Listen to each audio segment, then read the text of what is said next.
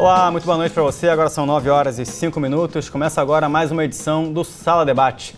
Hoje vamos abordar um dos pontos mais polêmicos do projeto de reforma política no Brasil, o financiamento de campanhas eleitorais. De acordo com o Tribunal Superior Eleitoral, em 2014, as campanhas movimentaram 830 milhões de reais. Para você ter uma ideia, as empreiteiras são as maiores colaboradoras de campanhas políticas no país e doaram oficialmente, na última eleição, de acordo com dados do TSE, 438 milhões de reais para candidatos de diversos partidos e em todos os estados brasileiros. Qual seria o então interesse dessas empresas com estas doações? Por que elas investem cifras milionárias na eleição de determinados candidatos? De que maneira estes interesses podem ou não comprometer a gestão quando o assunto for, por exemplo, licitações para novas obras e novos investimentos? Nesse sentido, tramita no Superior Tribunal Federal uma ação proposta pela Ordem dos Advogados do Brasil, a OAB, que defende a proibição do financiamento de empresas, mas esse julgamento da ação pelos ministros do STF ainda não aconteceu e está sem data para voltar antes do fim de maio. Enquanto isso, o governo triplicou a verba do fundo partidário, que é de onde saem atualmente os recursos públicos para financiar os partidos e suas ações nas campanhas eleitorais. O total desses recursos soma a cifra de quase 900 milhões de reais. E sobre esse assunto nós vamos debater a partir de agora. Você de casa é nosso convidado e aqui no estúdio eu apresento os convidados. Conosco está o Marlon Reis, ele que é um dos idealizadores da Lei da Ficha Limpa, coordenador do Movimento de Combate à Corrupção Eleitoral e autor do livro O Nobre Deputado. Vamos conversar também com o Ricardo Ismael, ele que é professor da PUC do Rio de Janeiro e ele também tem aí mais informações sobre a posição a respeito do financiamento público e privado nas campanhas eleitorais. Conosco, no estúdio, ainda, nós vamos ter pela internet a participação do Fábio Garcia, ele que é deputado federal, e também com o advogado Ricardo Gebrim, que também vai participar conosco via internet. Você de casa pode acessar agora o facebook.com, o twitter.com e o site do Canal Futura e colocar aí na tela para vocês as nossas contribuições. Temos aí possibilidades de participação. Você acessa agora o facebook.com/Canal Futuro Oficial, clica embaixo deste post aqui sobre a reforma política, sobre a base do financiamento de campanha e deixe sua pergunta para os nossos entrevistados. Faça também pelo Twitter e acompanhe o programa pelo site do canal. Daqui a pouquinho a gente coloca aqui para rodar para vocês. Vamos então ver a primeira reportagem sobre esse assunto com uma reportagem que a nossa equipe preparou. Vamos lá. Por lei, o financiamento de campanhas eleitorais no Brasil acontece de maneira pública ou privada.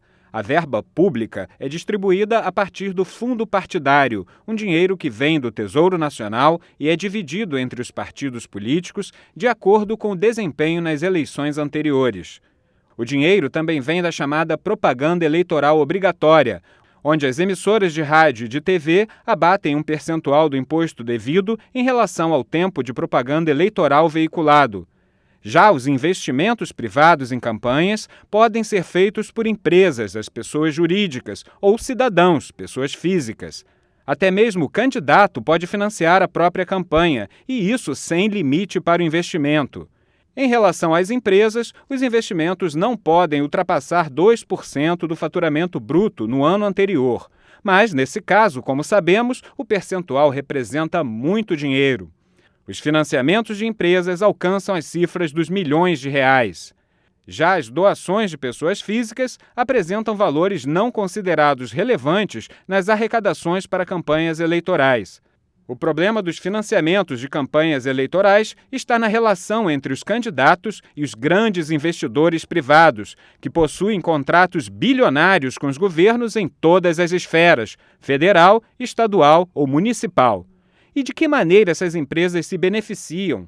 Qual é a razão para investimentos tão altos em campanhas que movimentam tanto dinheiro? Muito bem, Ricardo Ismael, muito boa noite. Obrigado pela presença. Prazer falar aqui com você. Marlon Reis, muito boa noite. Muito boa noite. Vamos começar então com o posicionamento de vocês a respeito desse tema, né? Marlon, qual é a sua opinião sobre financiamento público e privado de campanhas eleitorais no Brasil?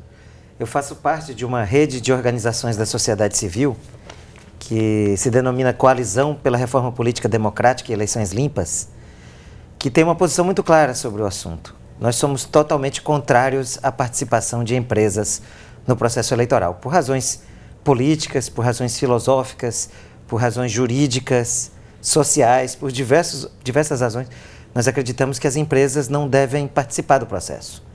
Há mecanismos para proibir, há mecanismos para fiscalizar a eventual prática do Caixa 2. Lamentavelmente, nada disso está disponível na legislação atual, que é péssima. Além de permitir a doação empresarial, sequer fixa limites para arrecadação, um teto geral, e ainda não dota a Justiça Eleitoral de mecanismos mínimos para fiscalização. Ricardo, qual é o seu ponto de vista a respeito de uma questão tão complexa como o financiamento de campanhas eleitorais? Veja, é bom que a gente diga o seguinte: no Brasil hoje vigora uma forma mista de financiar as campanhas, né? Há um volume de recursos que é considerável já, né? Segundo o site Contas Abertas, a renúncia fiscal, por exemplo, o ano passado, que foi o ano da eleição, chegou a 840 milhões. Portanto, aquele horário eleitoral, ele não é gratuito. Ele tem uma renúncia fiscal que, segundo o site Contas Abertas, chegou a 840 milhões. O Congresso Nacional acabou de aprovar agora, e foi já sancionado pela presidente Dilma, um fundo partidário para 2015 de 867 milhões. Portanto, se somar as duas importâncias, dá 1 bilhão e 700 milhões. E veja que, na verdade, falta dinheiro para o FIES, falta dinheiro para financiamento do imóvel usado. Portanto, se você acabar com a doação empresarial, você vai chegar no financiamento exclusivamente público. O que significaria que você teria que, por exemplo, no ano de eleição, chegar, por exemplo, a 5, 6 bilhões de reais para funcionar, para financiar os partidos. Portanto, é o seguinte: você tem o financiamento hoje público, fundo partidário e horário na TV, que já chega a alguma coisa como 1 bilhão e 700 milhões. Você tem, normalmente, de pessoa jurídica, a doação empresarial, e pessoa física. Infelizmente, pessoa física, num contexto como o nosso, que não há credibilidade para político e partido, ele é mínimo hoje. Portanto, se você proibir a doação empresarial, você vai chegar na proposta do PT, que quer o financiamento exclusivamente público. Só concluindo, e essa proposta interessa ao PT, porque vai ser ele que vai receber a maior parte dos recursos do financiamento exclusivamente público. Portanto, é importante que a gente faça uma discussão aqui mais ampla, ou seja, na verdade, a questão de mudança do financiamento atual, misto, pode ser limitando o gasto de campanha por deputado, como na França. Você só possa gastar, por exemplo, 100 mil reais. Aí você limita. Limitando a doação empresarial, por exemplo, em 10 mil, 20 mil. E retirando de doação as empresas que são consideradas inidôneas. Aquelas que já comprovadamente estão envolvidas em escândalo, elas estão fora da doação empresarial. Lembrando, como o Ricardo muito bem trouxe, as informações que saem do fundo partidário, elas estão ali determinadas para partidos políticos que tiveram tal resultado na última eleição. Como ele muito bem citou, o PT foi o partido que recebeu mais recursos porque teve um maior resultado na eleição, seguido do PMDB e do PSDB. A gente tem aqui agora mais informações para vocês. Ricardo, essa é uma conjuntura que permite entender que o financiamento vindo do fundo partidário, como você muito bem colocou, chegando à enorme cifra de 1 bilhão e 700 milhões aproximadamente, né, pegando ali a renúncia fiscal e os recursos do fundo partidário que foi triplicado recentemente, abre uma perspectiva de se discutir que o posicionamento do setor empresarial deveria ser diferente, porque a gente percebe que no Brasil há uma conjuntura de uma cultura diferenciada do que em outros países. Você citou aí a questão da França, um teto para o financiamento privado seria algo razoável? Porque hoje em dia não existe um teto, né? As empresas têm a possibilidade de financiar ali tal deputado estadual, tal deputado federal, tal candidato a isso, tal candidato a aquilo. Um teto nessa questão seria um primeiro passo ou não? Eu acho que sim, porque uma das críticas que se fazem hoje no financiamento de campanhas eleitorais é que há uma desigualdade muito grande para os candidatos. Um líder sindical, um líder comunitário, um líder estudantil, alguém que, portanto, seja até um profissional liberal, não vai ter recurso para competir com deputados e outros que ganham doações empresariais generosas ou têm patrimônio próprio. Então é evidente que se você caminhar na direção do modelo francês, que se abre uma conta para cada candidato a deputado e ele só pode gastar aquele teto estabelecido de 100 mil, 200 mil, e que aquilo vai ser acompanhado em tempo real durante a campanha pela Justiça Eleitoral. Ele vai ter que estar comprovando o gasto de campanha em tempo real, porque isso vai ser informação que está na internet disponível para o eleitor decidir se vai votar nele ou não.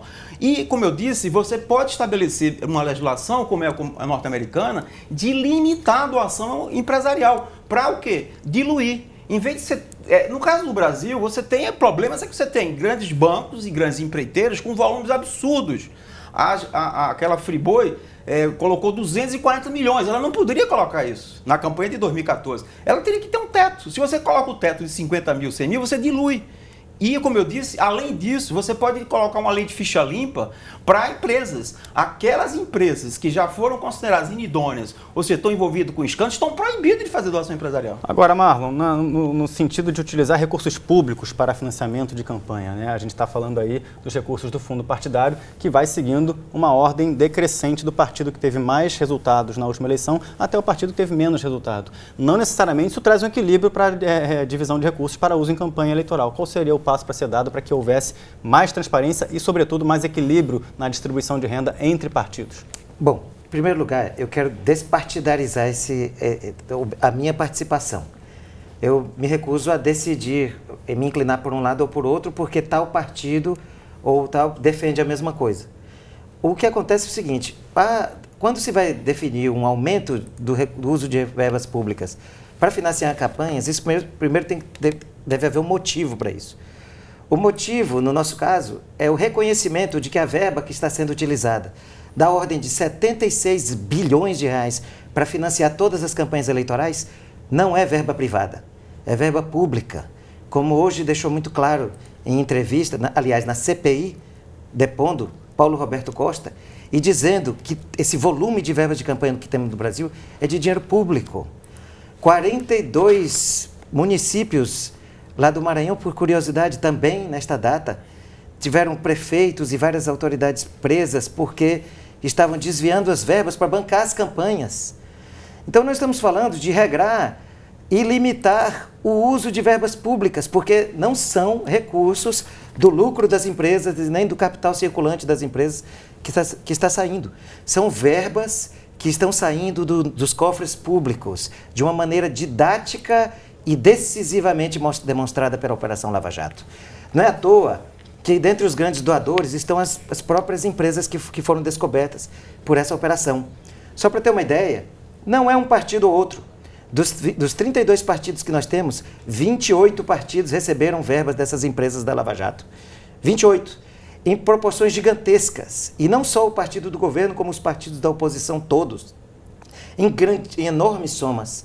Inclusive, vem aumentando. O Congresso em Foco fez um levantamento recentemente que demonstra que nas últimas 4 eleições, apenas as empresas da Lava Jato, operando verba pública, investiram, porque não é doar, é investir 1 bilhão e 100 milhões de reais, entre praticamente todos os partidos políticos. Vamos conversar agora com o deputado federal Fábio Garcia, ele que é deputado federal pelo PSB do Mato Grosso e vai conversar conosco gentilmente via internet. Deputado, muito boa noite, obrigado pela participação no nosso programa de hoje, tudo bem? Boa noite, tudo bem? Muito obrigado pela oportunidade.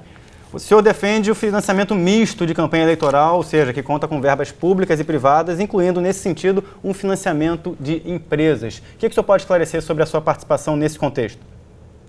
Primeiro, acho que é importante a gente esclarecer que o problema da corrupção no Brasil ele não está simplesmente ligado às doações legais que são feitas pelas empresas. A maioria do problema de corrupção está ligado a caixadores.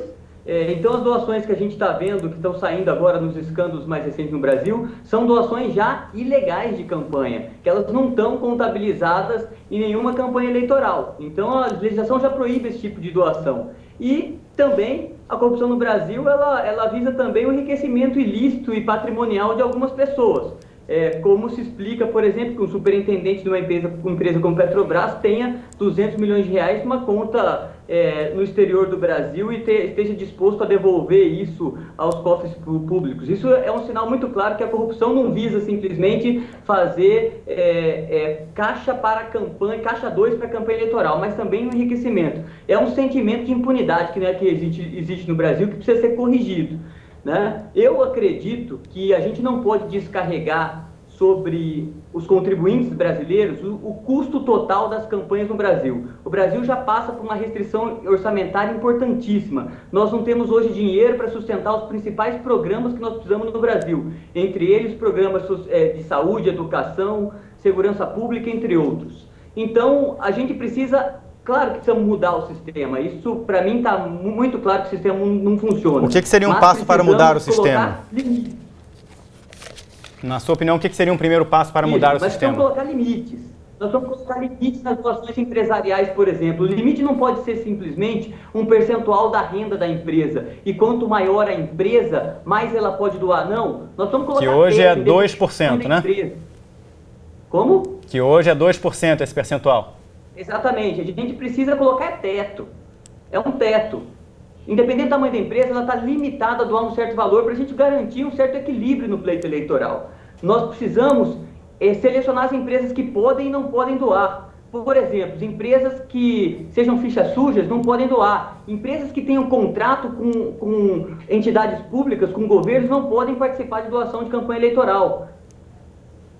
Nós precisamos, então, fazer com que a gente possa diminuir o custo de uma campanha eleitoral para o contribuinte, para que a gente não tenha que ainda, para financiar a campanha eleitoral no Brasil, aumentar a carga tributária brasileira ou prejudicar programas sociais e programas de governo essenciais à população, e mudar o sistema, colocar limites muito claros para a gente equilibrar o pleito eleitoral. Agora, sobre custo, deputado, sobre limites, essas questões que o senhor está falando, o fundo partidário teve agora sua verba ampliada para quase 900 milhões de reais. Em média, assim, sem falar de um município, ou de uma cidade, ou de um estado, quanto custa, na opinião do senhor, para fazer uma boa campanha de um deputado federal?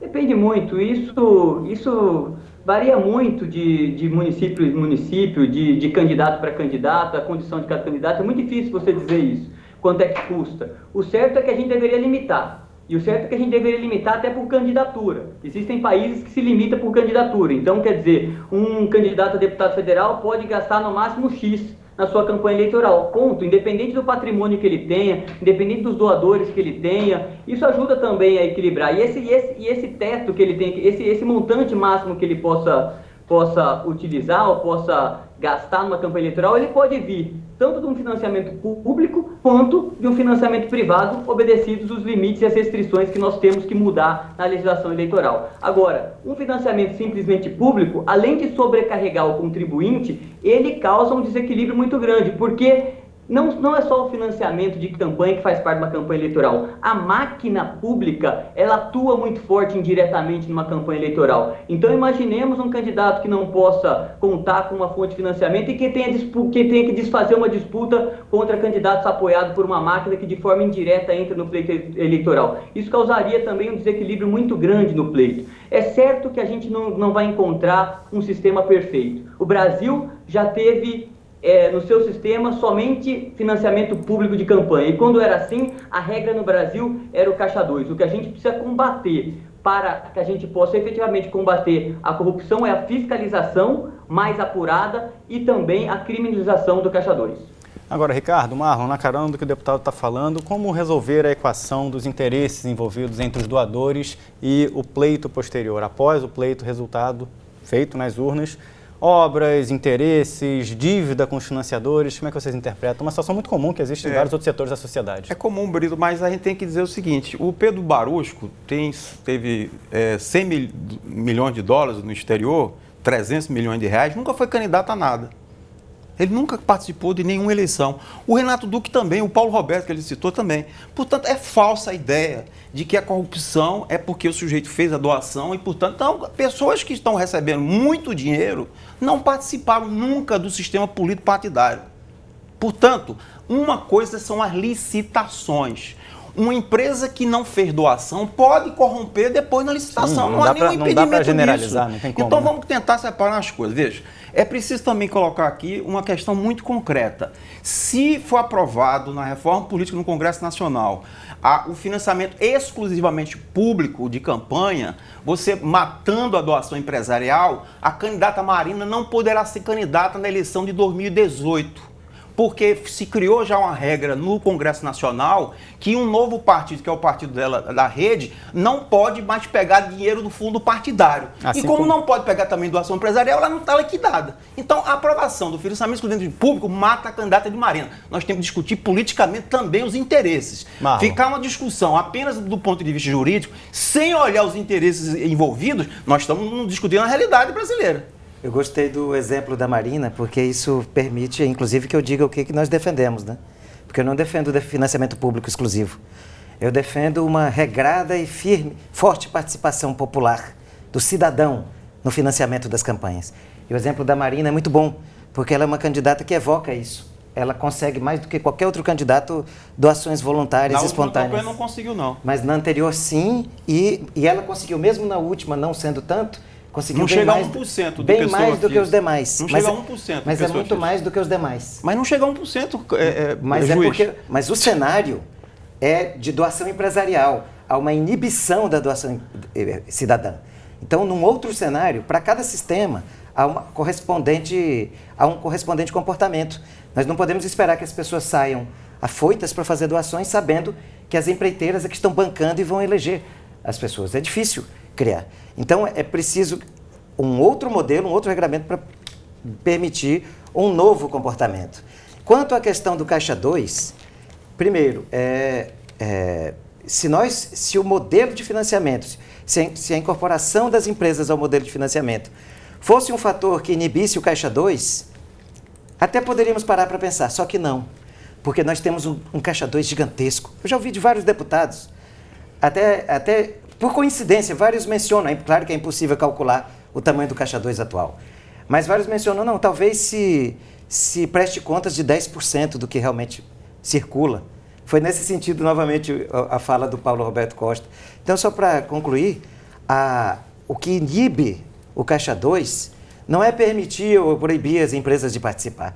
É haver um processo concreto, um modelo concreto de controle que envolve o âmbito oficial, a legislação para permitir esse controle, que hoje não permite, e também o envolvimento da sociedade em canais oficialmente abertos para isso. Deixa eu garantir a participação do Fábio, que gentilmente está aí dispendiando, assim como os senhores, um tempo aqui para participar do programa e tem que retornar lá para as atividades em Brasília. Deputado, praticamente existe um prazo até setembro para parte dessa discussão acontecer, né, para ela conseguir eficácia para o próximo ano. O que o senhor acha que vai acontecer? Bom, eu acredito que algumas partes dessa reforma serão votadas e sancionadas, votadas nas duas casas, tanto na Câmara como no Senado, e sancionadas para que possam valer para as eleições de 2016. Outras, que são mais delicadas, que são mais complexas, elas talvez não cheguem a tempo para essa próxima eleição de 2016. Então, talvez a gente tenha, infelizmente, uma reforma parcial no Brasil. E é um país que, obviamente, necessita de uma reforma mais completa.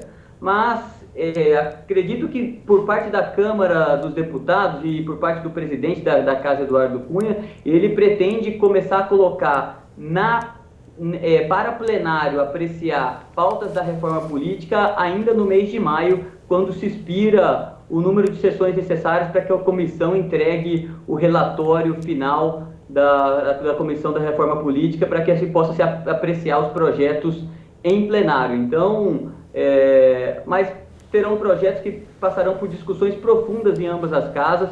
O financiamento de campanha é um desses itens que eu espero que a gente possa conseguir endereçar ele até setembro, mas é uma discussão complexa que não sei efetivamente se terá tempo para terminar essa discussão. Deputado Fábio Garcia, pelo PSB do Mato Grosso, falando diretamente de Brasília, muito obrigado pela sua participação no programa de hoje. Até uma próxima oportunidade. Muito obrigado, boa noite a todos. Perguntas, facebook.com, twitter.com, Sérgio Santana Pontes. Pelo Facebook, obrigado, Sérgio, pela participação. Essas doações empresariais só favorecem os grandes partidos. Quanto mais corrupto, mais doações os partidos recebem. Empresa nenhuma doaria milhões sem receber nada em troca, alimentando um pouco uma discussão que a gente não tem como generalizar. O próprio Ricardo Maior aqui trouxe uma perspectiva mais ampla com relação à corrupção e ao financiamento. Já já nós vamos caminhar para o intervalo, mas ainda tenho tempo de fazer uma rápida pergunta para vocês. Manifestações. Nós falávamos antes do programa entrar no ar sobre a participação popular na cobrança por uma série de questões na agenda pública do país. Que relações os senhores fazem sobre as manifestações que aconteceram em 2013, em 2015, com a pauta da reforma política? Eu queria só aqui aproveitar, porque às vezes eu tenho uma forma muito enfática de defender minhas ideias, para cumprimentar o juiz Marlon e todo o movimento de combate à corrupção eleitoral no Brasil pela lei da compra de votos, ano 2000, né? Pela lei da ficha limpa de 2010. Foram 2 leis fundamentais dentro do processo democrático brasileiro. E 2 leis que foi feita por iniciativa popular, numa grande mobilização da sociedade e que chegou ao Congresso Nacional e pela pressão da sociedade foi aprovado pelo Congresso Nacional. Portanto, acho muito importante fazer esse registro, que a gente possa usar desse instrumento que está consagrado na Constituição de 88, da iniciativa popular. Só que quando a gente entra no terreno da reforma política, é mais complexo, porque, como eu disse, existem interesses também partidários, existem interesses por trás das propostas. A gente, como cientista político, faz parte do meu métier tentar decifrar. A questão das manifestações, eu acho que é importante, e a gente estava conversando um pouco antes do programa, e eu acho que o juiz Marlon vai poder também desenvolver mais sobre isso. É evidente que há uma crise na representação. Quer dizer, a sociedade se diz, olha, eu não me identifico com os partidos, eu não me identifico com o parlamento, eu não me identifico com o governo, eu não me identifico com os políticos.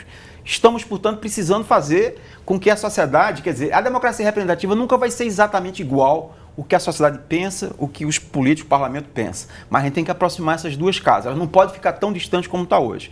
Portanto, mas aí, além da questão do financiamento, a gente tem que discutir o sistema eleitoral, de que forma os deputados, parlamentares devem prestar contas à sociedade e, portanto, aí tem que haver um debate. Eu só queria fazer esse registro. Eu acho que as manifestações vão numa direção de criticar fortemente hoje os partidos, governos e parlamento. Ou seja, os políticos precisam ter um certo desprendimento de pensar como aperfeiçoar a política sem pensar, em primeiro lugar, neles e nos próprios partidos.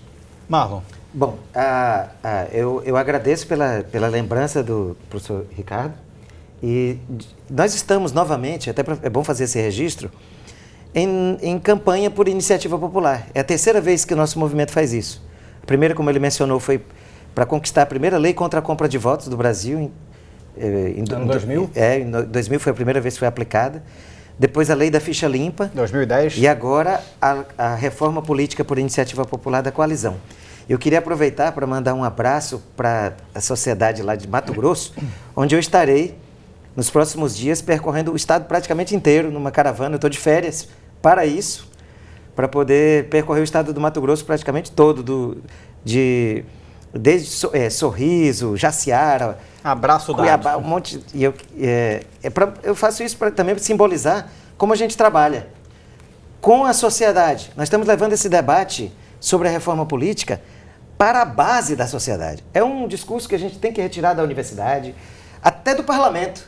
Esse discurso não tem dono. O dono somos todos nós, a sociedade civil, a sociedade brasileira como um todo. E é por isso que a gente acredita nesse caminho, que tem a ver com as manifestações. Porque nós acreditamos que as manifestações, especialmente as de 2013, elas tinham tudo a ver com a falta de lugar para verbalizar, para vocalizar demandas, a demanda reprimida da representação política. E, de certa forma, a gente busca fazer isso conversando com a sociedade, nas igrejas, nas escolas, sobre uma possível reforma política para o Brasil. Fica aí o convite, então, nosso, nesse exato momento, para você que está em casa, acompanhando o programa pela TV, pela internet, participe, opine, deixe seu comentário sobre o que nós estamos debatendo hoje aqui no programa, que é as possibilidades, as bases, algumas delas, sobre reforma política, tendo como pano de fundo os financiamentos de campanha. A gente vai para o intervalo rapidinho e antes fica aí na tela o facebook.com/Canal Futura, tá aí de novo para você poder mandar os seus comentários, /Canal Futura Oficial e o twitter.com/nada, só twitter.com. Mande seus comentários que a gente já volta com o Sala Debate.